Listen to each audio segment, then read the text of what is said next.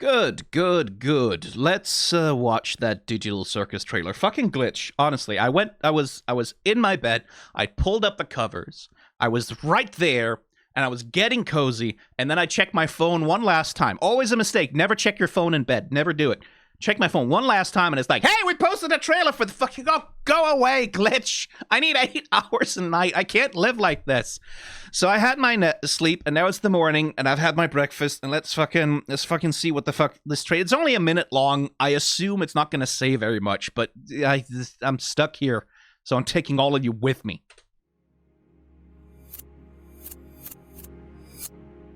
Are you sure?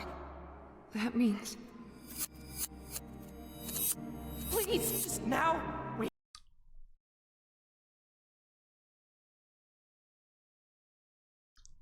Well, right, okay. So the thumbnail of the trailer is Jax doing that face, right? What we know about that face is that that's the regression, right? That's his mask. That's his repression, right? That's when he cannot stand vulnerability, when he cannot stand the concept of being present in himself, of being emotionally available for someone, of being honest about his feelings. That's what he retreats into. And the bigger his eyes are, the harder he's fucking masking, right? And so certainly what the thumbnail is pointing towards is Jax as the final villain, right? And I don't know necessarily villain so much as he's the final challenge that has to be overcome, right? Jax's nihilism, Jax's... Because everyone else is there, right? Like, everyone else has reached the point where they have learned some level of acceptance and found some level of peace with the circus, right? Like Ragatha maybe could use another minute to get there, but like Zubul and Gangle and Pomni all are in the place where they're like, maybe we just kind of have to accept that all we have is each other, and all that's left is to be there for each other, right? Jax is the one who's most struggling, first of all, to accept the idea that this is real, right? Like, that's the thing he was almost having a crash out about last episode, is that he's being forced to accept that this is real life, that he's not just a cartoon character, that the other characters in the circus are actually really full human being people, and they are all that he has, and that he's stuck here with this accountability to them, and that they're going to know him, and that they're going to know him complexly the way that people do, and that's difficult for him to bear. And I could definitely see that the last episode is one where Jax has his last big crash out. Right? Like that where it's like, it's either between this or abstracting, right? And so Jax, because he now has access to the power of conjuring, like, he now knows that conjuring is possible. And I suspect that conjuring gets easier the harder he goes into his repression. I could see Jax being like the final villain, because he's having his last big crash out. He's having his last big attempt to get everyone to fucking abandon him, right? Because that's what he wants. He wants people to abandon him. He wants... It's the classic thing, right? Like, where he's so needy and he's so emotionally compromised. He's desperate for human connection.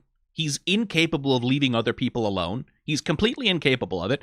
Nonetheless, what he's constantly trying to do is push people away, right? Like, it's that classic thing of like, I want you, but I don't know anything else to do with you except push you away, because I assume everyone's going to leave.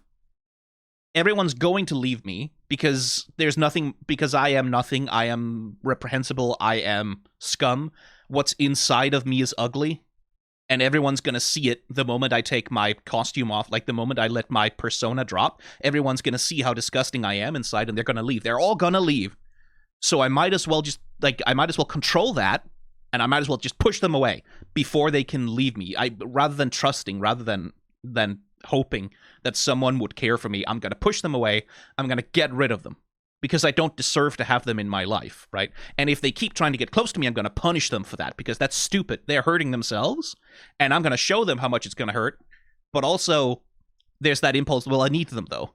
I can't leave them alone. We see that with Jax all throughout the show, is for all that he protests that he doesn't care about anything, and, oh, it's all just playthings, and I'm not invested in you, and I don't care about you, it's like, he can't leave people alone. He can't not be a part of everything all the time, right? He can't not comment on everything all the time. He can't not, like, anytime anything happens, Jax has to be there, and he has to make a snide comment about, oh, your people are so dumb, or whatever, or take a shot at Zubul, or abuse Gangle, or Ragatha. He has to do it, because for all that he's like, oh, everyone's gonna leave me, he can't stand the thought of being alone.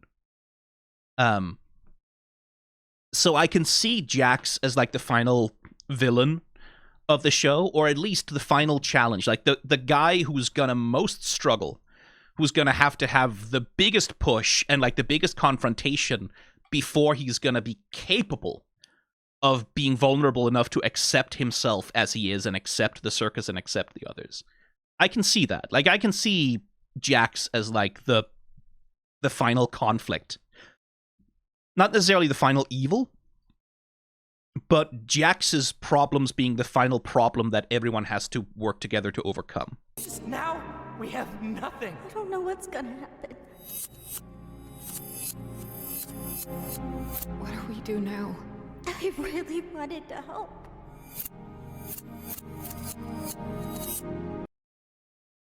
Oh yeah, we're definitely... It does feel like we're pointing very heavily towards Jax here.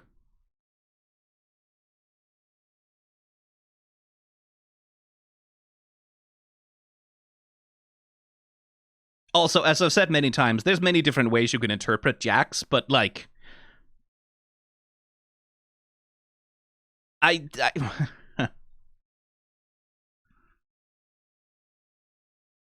struggle not to see... Like, it's not necessarily transfemme, not necessarily transmasc, but it's identity.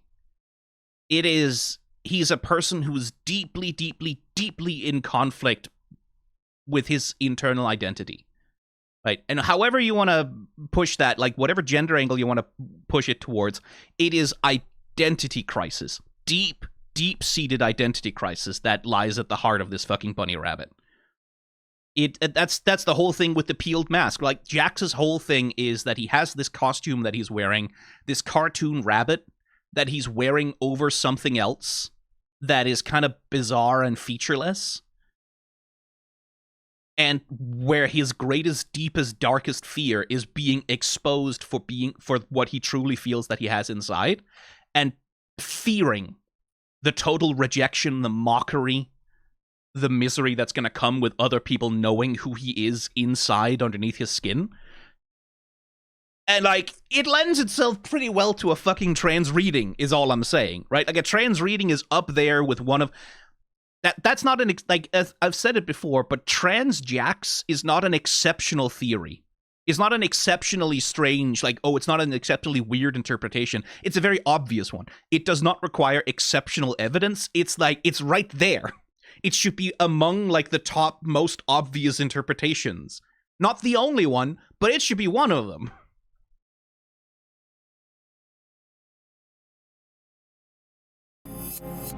What do we do now? I really wanted to help.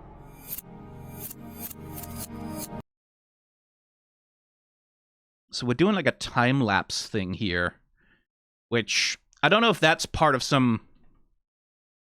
Why is Gangle wearing the Mania mask? Does Jax put it on her?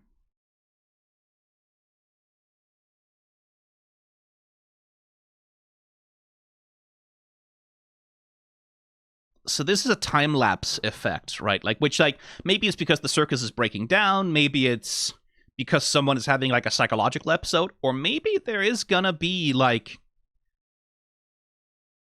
Gooseworks had that thing she said on Tumblr, that one of the things she wants people to take away from Digital Circus is that there's value in a stagnant life. So it might be that episode 9 is like, oh, okay, cool, Kane is gone, we're rebuilding the circus, everyone can conjure, but now there's nothing, right? There's no future to look forward to. There's no...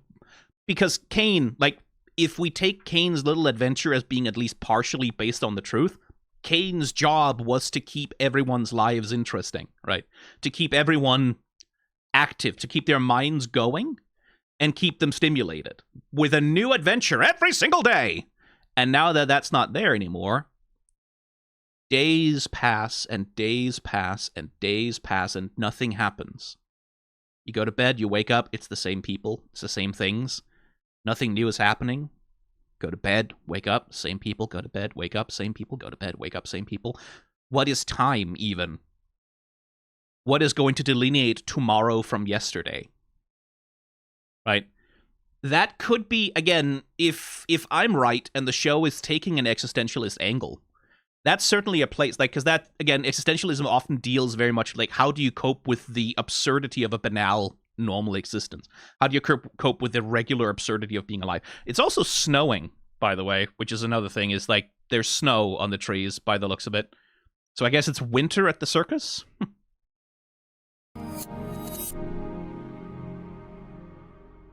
Jax? Have you ever done something that you regret?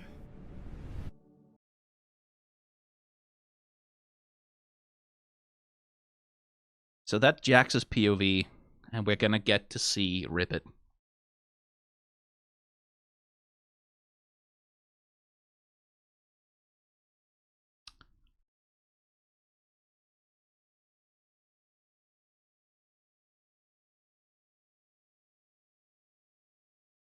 The starry night sky.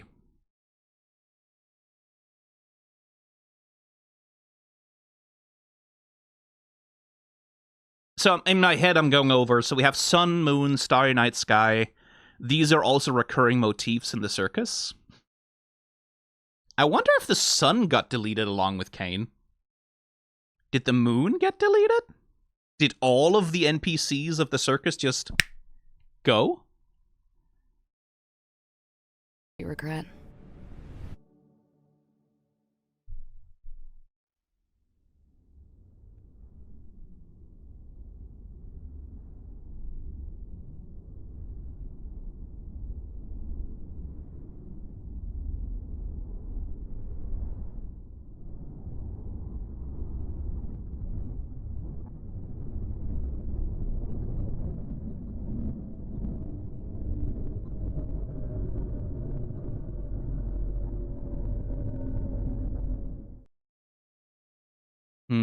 I wonder about that sound.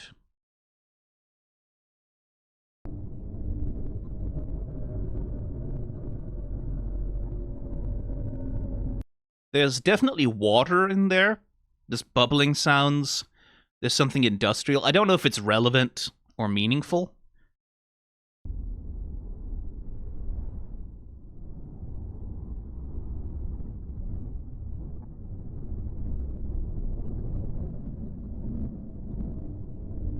It sounds a little bit like they've done a compression thing on it.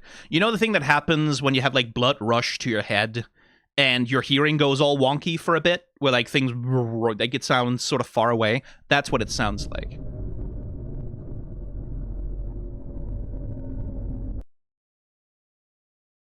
Screening from June 4th. I mean, I couldn't go see it in theaters even if I wanted to, because I can't do a reaction video live at a I mean, technically that... It's not like that would be impossible, technically. Because, like, most theaters, you can just kind of hook a laptop up to the thing. But that's not... not happening. Maybe in a few years. Maybe, I don't know, maybe Gaslight District, once that final episode comes out, I can look into trying to put on an event like that. But... you could, but it wouldn't be legal. I'd have to license it. Like, I'd have to license the show from Glitch or whatever, but that's entirely doable. But yeah, I wouldn't watch it in theaters even if I could, because I need to do it for this, for all of you people. These are the sacrifices I make for you. My life is very hard. I have to watch things and yap about them at specific times and specific formats, which, as I'm sure you can understand, is traumatizing. It's difficult. Honestly, I cry myself to sleep sometimes, just out of the stress of having to sit in front of my computer and watch a cartoon for you people. Some people don't understand how hard the life of a content creator really is. The things that we go through, the things that we sacrifice for you people. And honestly, you are all very ungrateful to me. I want to be clear for anyone who didn't catch it. This is sarcasm. I'm making fun of myself. Just want to be sure that everyone gets that. Don't clip that out of context. I'm begging you.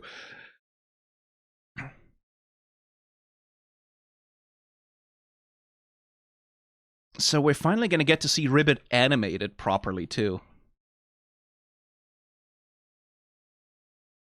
Hey, with those blush marks under their eyes, look a little bit like Pomni, don't they?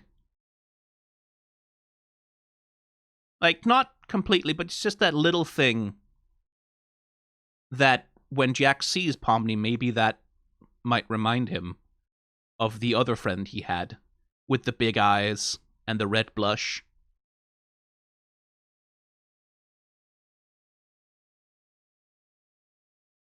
Just saying. The other thing about, like, fuck it, this is a 1-minute trailer, I can talk about whatever the fuck I want. The other thing about trans Jacks is specifically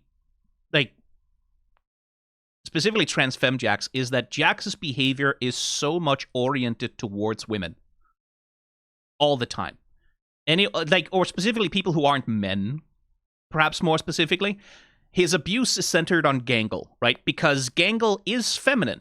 Gangle is a woman, Gangle is feminine, Gangle has feelings and emotions, and wears her internal emotions very openly on her sleeve. The thing that Jax cannot ever do. And so he punishes in Gangle the kind of behavior, the kind of thing that he hates in himself, right? Like open emotionality, open femininity, open creativity, right? Like emotional openness. This is common for men. Like, this is not just Jax. Like, this is not just like trans femmes, but like men do this a lot, right? Men will punish in women those things which we consider unmanly, because we are taught that woman, female, feminine is lesser, right? Like that is undesirable, that is weakness, that's a kind of cruelty, right? Like, this is the foundation of misogyny, is that all things that are not man are lesser, weak, evil, corruptive, like softening, unworthy, right? And Jax punishes these things in Gangle specifically. And then he has that scene with Pomni where he goes, you think Gangle is capable of being happy?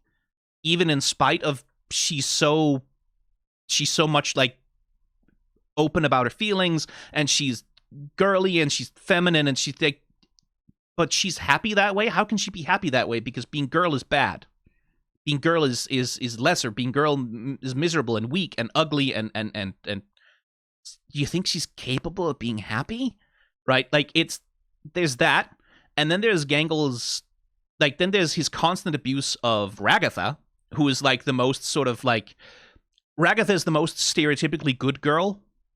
She's the most people pleaser. She's the most, like, the one who most stereotypically tries to live up to the stereotype of the feminine part of a friend group, the mom friend, the one who's like constantly being there for other people. Ragatha has her own problems, but again, Jax focuses so much of his abuse on her. Again, whereas Zubul, who's non-binary, right? Like Zubul, who like is non-binary, Jax first of all does a bunch of gendered harassment to Zubul. Like very specifically calls them a damsel in distress, for example. Like constantly pokes at Zubul's gender, right? Zubul's identity crisis. Again, punishing in others the thing that he hates in himself. But Jax really doesn't do anything to Kinger ever, does he? He really, like, Kinger is not just not a focus for him. Kinger is just kind of, yeah, he's just crazy. He just kind of ignores Kinger for the most part, right? Because there's nothing, he doesn't gain anything from abusing Kinger, because Kinger is, what Jax wants to abuse is femininity, right? What he wants to abuse is all of that which he hates in himself. Like, that's usually the thing. But he loves Pomni. And I don't necessarily mean that in a romantic thing, although Funny Bunny is definitely a valid ship. But he's drawn to Pomni. He so badly wants to know about Pomni, to understand Pomni, to be a part of Pomni's day, to be a part of Pomni's life. He wants Pomni to pay attention to him. He wants to be around Pomni, and it frightens him. We see that in episode They All Get Guns, right? Like, that finally they play a game that Jax is comfortable with, the masculine gun game of shooting things with guns. Yeah, man game for men. And Pomni plays along, and she's sort of one of the boys for that episode, right? Like, which is why Jax lets his walls down, is because now she's one of the boys, and we're having fun, we're hanging out, and he gets this genuine connection going with her, this genuine fun, this genuine joy, where they even sing a song together, right? Expressive. And then at the end of it, when Pomni goes to hug him, when she breaks the spell, right? Like, she's not one of the boys anymore. That's a girl who just hugged me. A girl who likes me. I like a girl. Oh no, right? That scares the piss out of him, and he doesn't know why. He doesn't even understand it, right? Like, she hugs him, and all of a sudden he has this panic attack because he had intimacy with a woman, and he can't stand it. It terrifies him, and he's looking at his own hand, right? And it's misogyny, right? Obviously, right? Like, men are often terrified of having any kind of emotional intimacy or vulnerability towards women because, again, so much of our identity is patriarchally constructed around woman being lesser, right? That you can never be vulnerable to a woman, you can never be of service or subservient to a woman, you can never be an equal to a woman, you can only be dominating, superior, on top of. But for Jax specifically, like, it's like so much of his behavior is centered on women and femininity, centered around gender and femininity, and so much of it seems calculated towards punishing femininity in other people, right? Which is why he never goes after Kinger, because Kinger doesn't really do much that's able to set him off like that, right? And it's a thing, right? It's not every trans woman, because nothing is universal to every trans woman except that they are trans. But it is a thing that you will hear from trans women who went through long periods of repression, that, like, misogyny and, like, really performative masculinity became a part of trying to hold on to a fracturing identity. It's not that uncommon that, like, a trans woman who's really fucking going through it will end up joining the military, or really going to the gym and fucking getting roided out and growing a huge beard because they are trying to paper over, like, the void, right? Like, they're trying to, well, but man, I have to be man. Man is the only thing I can be, so I have to be if I'm not, I have to be the most man. I have to run away from this feeling I have that maybe it'd be nice to wear a skirt sometimes. Maybe I don't want to be this all the, like, you have to run away from it as hard as possible. And again, it's vibes. This is not something with evidence where you can point to, like, oh yes, here and here and here, and 1 + 2 = trans or whatever. But the vibe I get with Jax is so much of this. Everything he does is about this. That inside of himself, he has this unbearable, constant, static fracture of identity-less, painful white noise. And it gets worse whenever he sees a woman being happy. Something hurts, right? Whenever a woman is being feminine, whenever a woman is being happy, whenever a woman is getting to be in the world and just be there and get to be herself, it gets worse, right? And all he can do is lash out about it. That, to me, feels trans-femme-coded. Again, not the only reading. Could be trans-mask. Like, people have suggested trans-mask Jax as a more specific reading, that part of the reason why he doesn't want to leave the circus is because outside of the circus, he was forced to be stuck in a woman's body, and he doesn't want that, right? Like, that, the idea that of going back is terrifying to him, because here, at least, finally he gets to be, you know, like, it's possible. These readings are available. But for me, it's getting harder and harder not to see it specifically as trans-femme Jax. Because it feels like the shape of tropes, it feels like the shape of stories that I've heard before. From trans people, from trans stories. this feels familiar to that to me.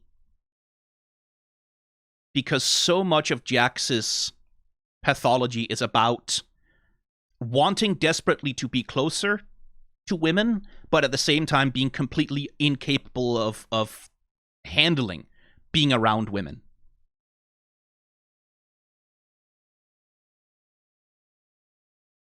Right, and again, much of this is just, there's garden variety misogyny in there because, internalized transphobia is also, like, misogyny is in that, and there's a lot of that shit, right? These things are not separable entirely. But that's what it feels like to me. The color choices here in the trailer also. Again, like, with trailers, you don't really know how much of... They are often deliberately misleading, right? Like, they often deliberately put in things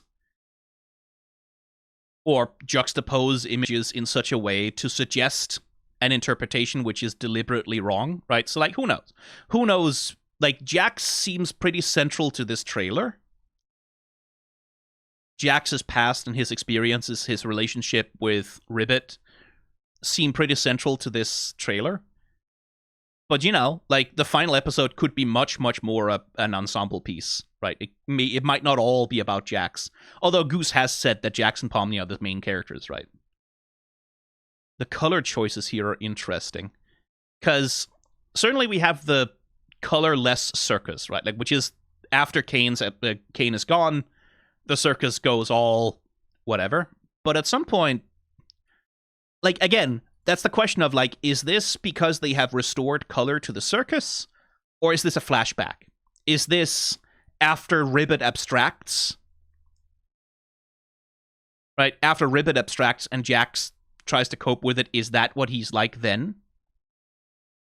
Jax is always looking towards the camera during this. I wonder why. Yeah, he's been breaking the fourth wall a few times. Because, again, Jax's perspective is none of this is real, right? None of this is real. This isn't real. This is fake. This is a show. This is a nothing, right? So he has this limited fourth wall awareness where he seems to be conscious of the cameras, right? Which is part of his dissociation, right? Like, his dissociation from the circus is, it's not real. It's a show. It's just a show. Nothing is real. No consequences matter. Other people here aren't real either. I'm not real. Nothing is real. And therefore I can cope with it because it's not real. I could see this being like because it kind of looks like the hallway that he's standing in. I could see this being after Ribbit has abstracted and been thrown in the cellar. That this is Jax coping with that by completely retreating into himself, because the color choices are pretty deliberate, right? Anything that looks like it's present, anything that looks like it's now, is black and white with, like, the mild purple glow of the void holes that are appearing in the circus. And, like, only the characters have color.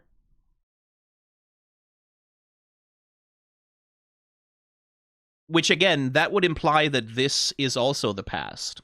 If we are dealing with a thing where the color being gone is permanent, then this would also be in the past for some reason. And then I wonder where and why is the Mania mask showing up? Are we getting a flashback to that episode?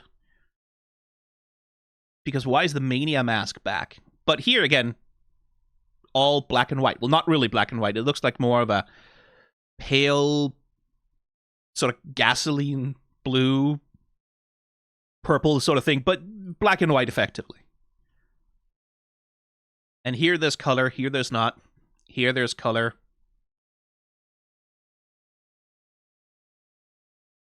And here. Oh, here there's all the color in the world. Because it's a memory. I wonder.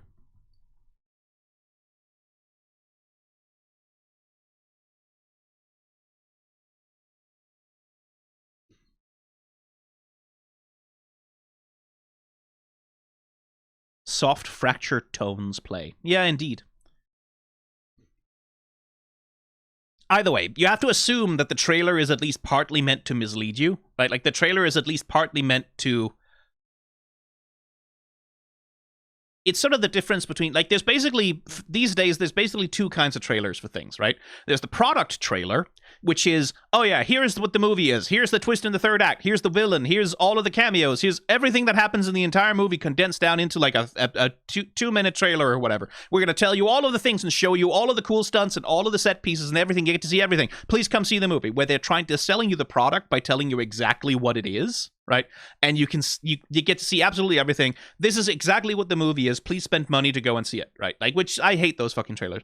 The other kind of trailer nowadays is the we're deliberately lying to you all the fucking time trailer, right? Which is a trailer that is cut as deceptively and as vaguely as humanly possible, like that implies everything but confirms nothing and just sort of relies on the vibes or the pre-existing investment of the audience to get them into the theater to actually watch the thing. This is very much that kind of trailer, right? We're not getting anything. We're getting, essentially, it's not a trailer for what's actually happening in the show. It's a trailer for the emotions that are going to be happening in the show, right? Are you sure? That means, okay, so we're uncertain about something, and there's some kind of horrible conclusion that's going to come from that. We don't know what it is. Everyone's in black and white. Everyone's sad. Someone is reaching down a hand to Ragatha. I believe that would be Pomni. And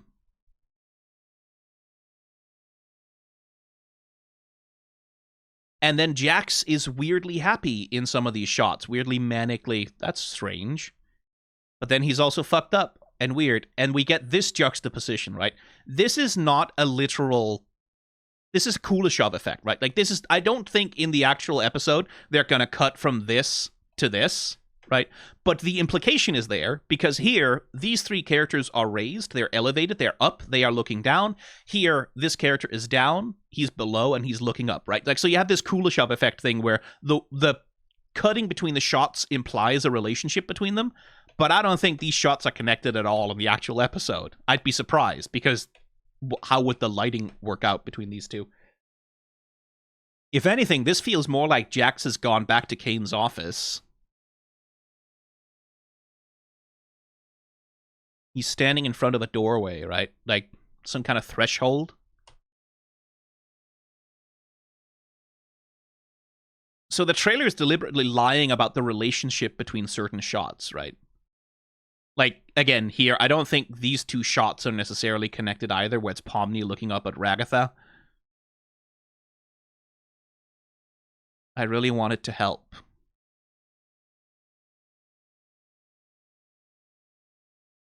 Who did she want to help?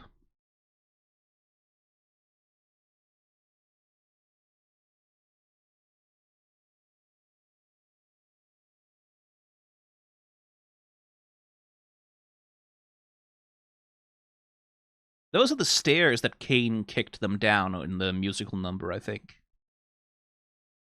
I'm very curious. I think, honestly, besides Jax, the thing I'm most curious about from this trailer is what the fuck is the Mania mask doing back on? Like, why is Gangle in the Mania mask again? Which, again, an answer could be if we are doing the banality of existence thing, where the days just pass and pass and pass and pass and nothing changes. I mean, if Gangle gets far enough out there, right? Like, if Gangle also is feeling the stress of that, maybe at some point the Mania mask is, like, tempting, just as a break from mundanity. Who knows?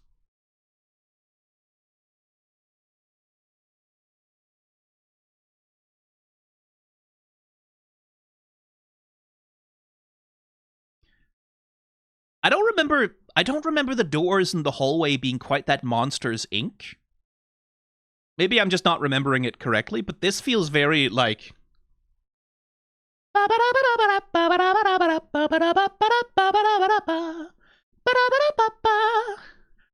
Just kind of walking through this, like, who's that? Like, Sully and Mike are in there. Like...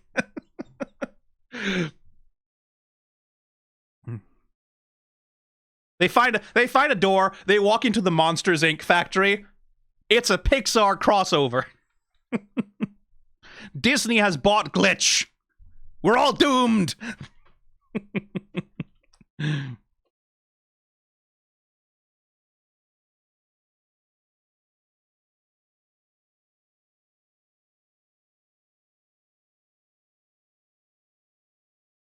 So, stars, glitter. Interesting that the sky is yellow specifically, because that's the nighttime scene. Where was it? Episode 2, 4, wherever it was. The one where they go on their own custom adventures and they go to the nighttime scene. That was blue. That was all blue and purple and like the regular stuff. So I wonder where they are that they're looking at a night sky with sparkles in it. Little sparkle stars. Maybe they made it themselves somehow? Maybe it's just one of the adventures. I wonder.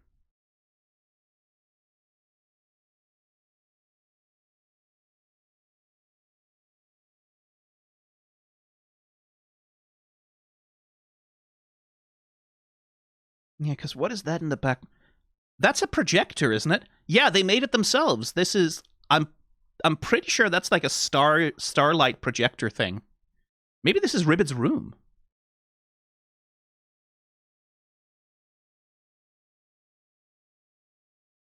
Something like a door over there or something.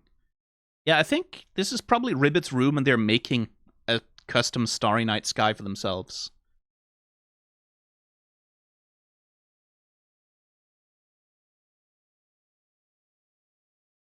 Or it could be Kaufmo's room, but I don't think so. What? What? What? Oh, he's yowling. What? Baby boy, you've had breakfast? You've had breakfast? What is it? Hi. Oh, hi, baby. Hi, big man. Hi, big boy. What is it? What are you concerned about? What are you concerned about? He's okay, he's cuddling on my chest now. He's in my Yeah, I can't really do I need my hands to touch the keyboard, baby. I need my hands for the keyboard. What is it? Are you just he's been outside and I think his feet are wet? I think he might just be here for me to wipe his feet on me. Yeah. Do you have anything to say about the Amazing Digital Circus? No? Not really? Okay. Hi, baby boy. I'll get to you. I'll give you cuddles. I just need to finish this. Okay? Yeah, no, he does not. He does not want to go. Okay, hang on. He does not want to be put down. All right. I'll do this one-handed. Where were we? Right. I guess the last thing to talk about is this, because I've seen a bunch of people be fairly upset about it, which I understand, but also it's like, it's fine. So, like, the idea that it's going to be released in theaters, right, and they're going to get that, like, 2 weeks early or so, it's frustrating, obviously. Like, it's frustrating if it's not available where you are. It's frustrating that some people might be posting spoilers and it'll be hard to avoid. That's all frustrating, but also that's normal. That's just how things are sometimes with media and entertainment. Sometimes that's just what it is, right? Like, sometimes a show gets 4 seasons and then they get, like, a movie to finish it off with, and no matter how into the show you are, if you can't go watch the movie, then, like, that's... some people are going to be talking about it. That's normal, right? The other thing is, when it comes to theaters, I've seen people talking about this online. Glitch doesn't really have any control over which theaters put on what.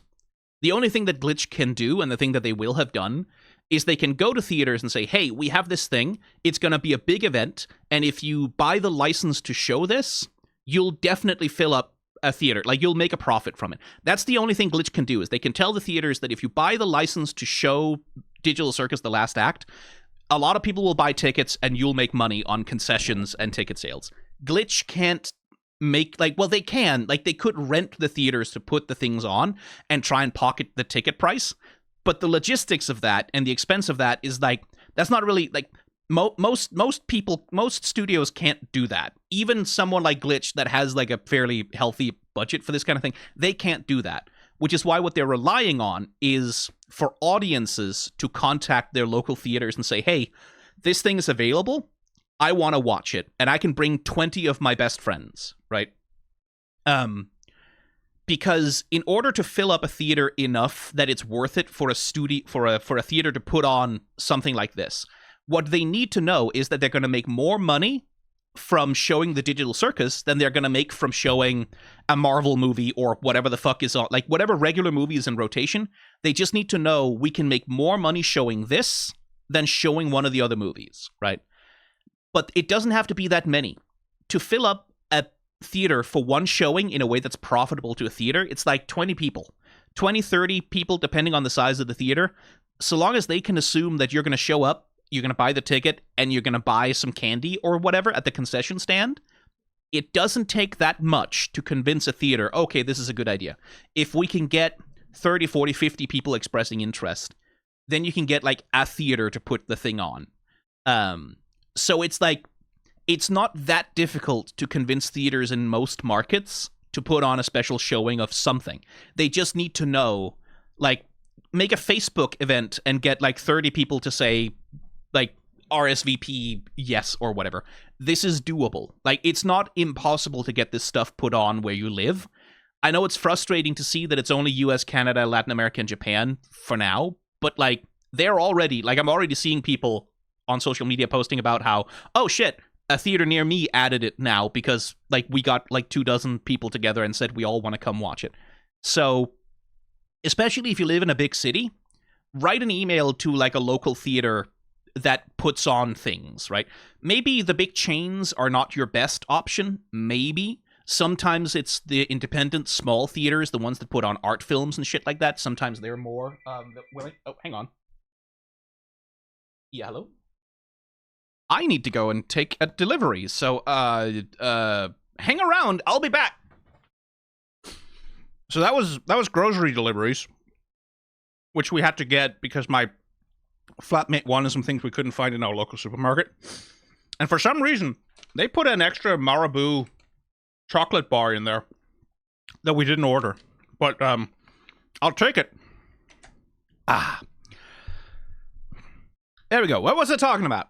Right, theaters and stuff. I've seen some people jumping to some odd conclusions, like that Glitch is somehow using FOMO to try and like drive up lots and thousands of ticket sales or whatever.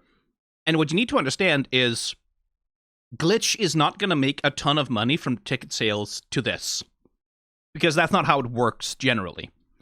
Glitch are not going to get, like, depending on exactly the theater they're talking to and exactly the deal that they're cutting, things can be like different, but generally speaking, a studio like Glitch is not going to take a cut of the ticket sales. The ticket sales go to the theater. The business deal is Glitch says, we have this content that you can license to show it for a period of time or a number of times or whatever, and the theater will pay for each time or for the period of time that they're showing the thing. And it's up to the theater to sell enough tickets to those showings that they make back the money that they paid Glitch for the license, right? So the place that Glitch is trying to make money, insofar as they're trying to make money at all, because there's not that much profit necessarily to get from this kind of thing, is they're trying to get money from as many theaters as possible, licensing the right to show the digital circus, but it doesn't really matter that much if it's 10,000 tickets or 100,000 tickets. What matters is how many theaters will pay Glitch for the license to show the thing, right? So they're not really using fear of spoilers to try and drive up ticket sales in that sense. Like, they're trying to put on a show. They're trying to put on like a special big event thing that's going to get headlines that people are going to talk about in local newspapers, that like is going to get like written about on internet outlets or whatever. They're trying to promote the show by putting on a big tentpole event that attracts a lot of attention and gets a lot of headlines, right? And I think also part of the business strategy here is Glitch is trying to pitch themselves as a content provider outside of the established studio system, right? What Glitch would probably like is that when Gaslight District or Knights of Guinevere or whatever starts releasing their season finales or whatever, that theaters will come to Glitch and say, hey, can we show the season finale of this thing? Can we show like a big version of the last thing? Because this was profitable for us last time. And so we would like to do this again. Like, I think this is part of Glitch's attempt to establish an alternate distribution pipeline outside of being stuck with the streamers and the major distributors like Netflix, like HBO, like Disney, and etc. Like, I think this is Glitch attempting to assert some independence from the mainstream distribution systems, insofar as there's a point to the business thing outside of they just want to put on a big show for the fans, right? Like, if Glitch is trying to do anything, I think it's that. I think they're trying to establish a working relationship with theaters and distributors so they can distribute their shows without having to go through the big players in the space. And, like, I completely understand being frustrated that this is showing 2 weeks early and you can't see it because your country or your city or whatever aren't showing it. I understand being frustrated by that, but that's all movies. Right, like well, not all movies. That's all movies that aren't Marvel movies, right? Like, that aren't major Hollywood tentpole franchise things. There's a lot of movies that get shown that only get shown in small independent theaters because they're like art films or they're like dramas or whatever that are hard to get a hold of. Like, it is just normal that a small independent production like this only runs in a few theaters and sometimes you don't get to go see it. That's just movies. Like, that's like anything that isn't like a massive Hollywood movie production. That's just kind of how it is. And this is not any different than if an independent movie releases to theaters and then it comes out like 2 weeks later on streaming. It's the same thing. So I understand being frustrated by the possibility of spoilers. I think people are probably going to be okay about tagging them. I think people are probably going to be okay about not posting them anywhere. And certainly, if anyone goes on my server and starts just posting spoilers, they're going to get banned immediately. So I don't think we need to be that worried about it. And I don't think we need to get that conspiratorial about it. Because as a business move, Glitch is just kind of doing what lots of distributors have done a million times before. And which is pretty normal for the movies, which is pretty normal for entertainment. It's not exceptional. It's not particularly egregious. So we can calm down on that front. And I understand being frustrated by spoilers, but like all of my life, my entire life, I have been used to every once in a while something big comes out and I can't watch it. So I have to dodge spoilers for a couple of weeks until I have a chance to go see it or until I have the chance to play the game or until like this is normal. We know how to do this. We do the spoiler dance all the time for all kinds of things. And also my final point is, if you get spoiled on the Amazing Digital Circus, that's probably fine. That's probably okay. Like, you're not going to get hurt. It's going to suck a little bit, but the point of the Digital Circus isn't the mystery. The point of the Digital Circus isn't, oh, there's a big mystery and like the whole point of the whole show is revealing the mystery. No. The point of the show is it's an ensemble drama with a big cast of characters, and the point is to see them go through shit and change. And the way that it changes their relationships and how they feel about each other, right? Like that's what the Digital Circus is about. It's not a murder mystery. And even if it is, like, I made a post on Tumblr about this, but like, if you read a murder mystery novel and someone spoils who killed the person, like who did it, said, oh, the butler did it, and then that ruins the whole novel, that's a sign that the novel wasn't very good. Because if it's a good novel, even if you know the twist, even if you know who killed who, even if you know what the secret is, you're still going to have a good time reading it because it's a good novel. The Digital Circus is the same thing, right?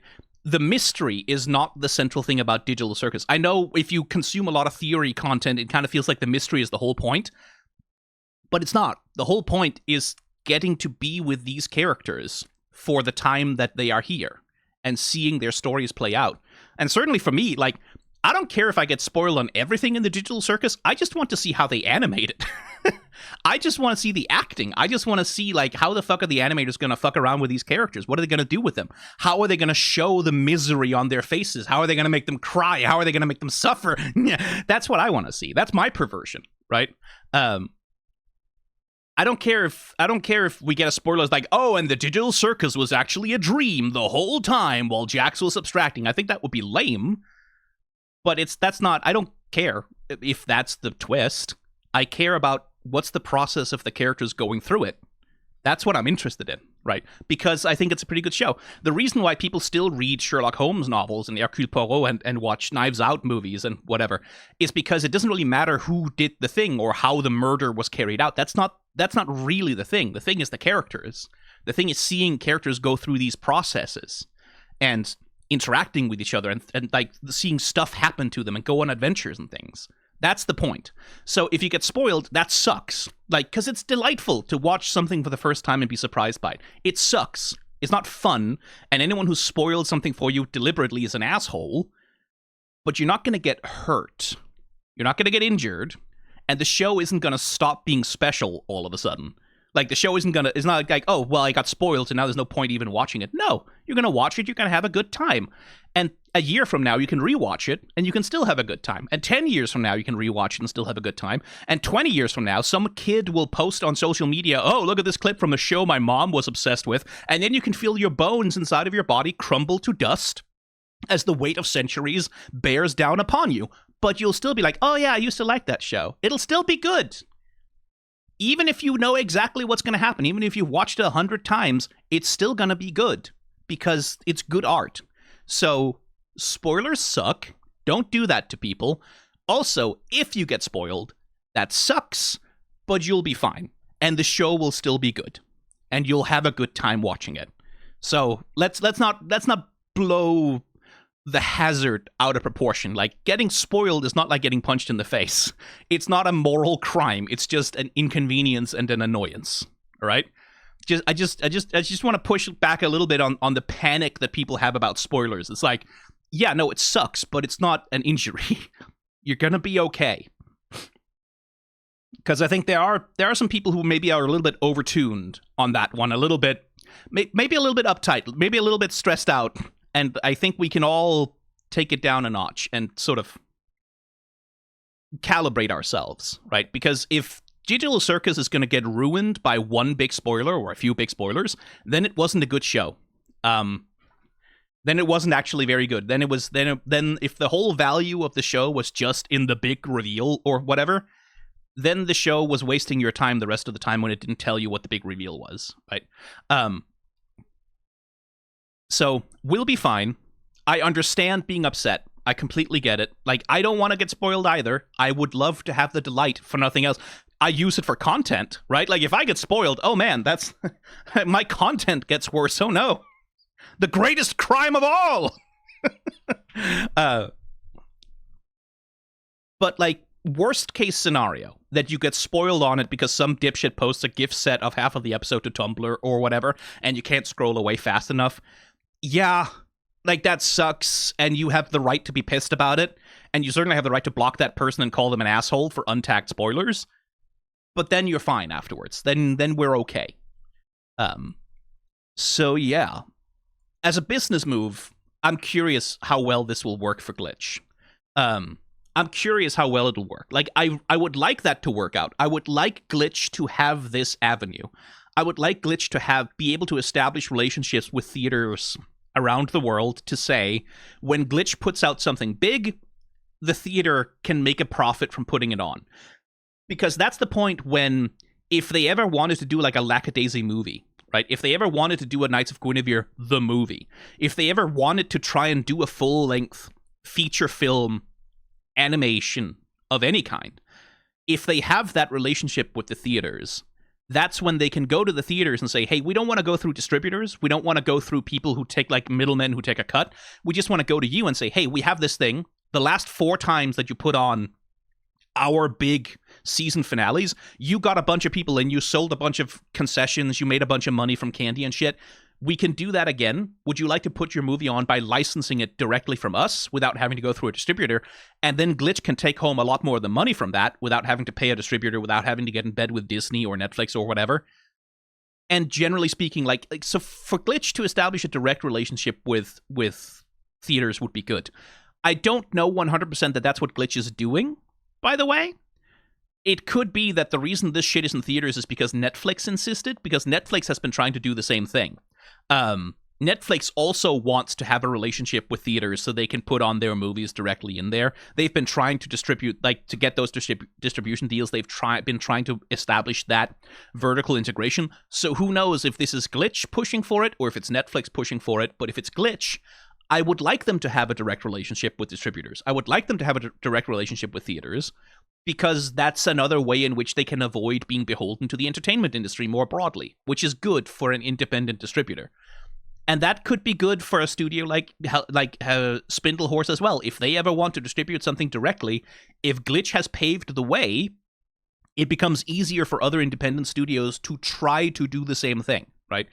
And when we're talking about, like, if this is the golden age of independent cinematic animation, having that available, like having that distribution venue available and having the businesses of theaters being able to say, okay, this is viable, we can do this and we can make money doing it, that would be a good thing. So I don't think this is all just like cynical, like profit mongering necessarily.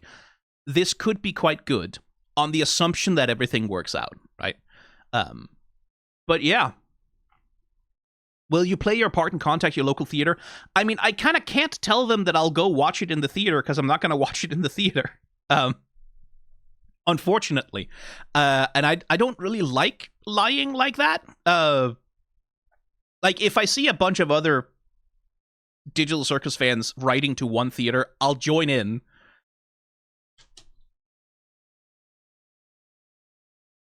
But I'm not going to go and watch it in theaters. Like, I'm not going to do that. So I can't really go and tell them, yeah, if you put it on, I'll totally come see it. Like, that that feels a little like if the idea is to establish a good faith relationship with theaters that they can count on ticket sales if they put on the show, I probably shouldn't be like, yeah, I'll probably definitely go for sure, for real, yeah, crossing my fingers and rolling my eyes. That feels a little ethically dubious to me. Like, you guys can lie. I don't care. Like, you guys can lie. Me, given who I am and the position that I'm in, maybe I shouldn't. Maybe that's not a good look for me. But, like, absolutely. Like, if you can get 10 of your friends who, like, 10 people who live in the same country as you, not even your friends, you don't even have to like them. You can sit at opposite ends of the theater. But if you can get, like, 10 people who are also Digital Circus fans, and you can, like, put out a thing of, like, hey, anyone who's in this city who's a Digital Circus fan, I am writing to this theater. I'm trying to get them to put this on. And I'm writing to these 4 theaters, maybe. And you can get 10 people to join in, and each of them can get, like, 1 person. Then you've got 100, and then you've got plenty to fill up, like, a thing, right? So, like, it's doable to get a theater to put on a performance or a showing in your city. It's a doable thing. It seems like a lot, especially if you have a lot of fear of writing emails or making phone calls. I get it. Trust me, believe me, I do. But it's like, this is a doable thing to do. This is not out of the realm of possibility, even for, like, a small group of fans to maybe get a theater to put one thing on, right? So if you have a community of Digital Circus fans, if you have, like, a Facebook group, if you have anything, and you can get them together to do this, or you just follow the other groups and see who's putting it on, right? Like, then it's possible to get people together for something like this. It is not impossible. And I encourage everyone to do it because, again, hopefully, if this works out well for Glitch, maybe there's a chance that this can be the first little grassroots of a better distribution model for independent media outside of the studio system. That would be good. It's a long shot, but it's a good shot to try and take. Anyway, I think that's about all I have to say about I just looked at the runtime on this video. It's an hour. It's a fucking hour. Oh my god.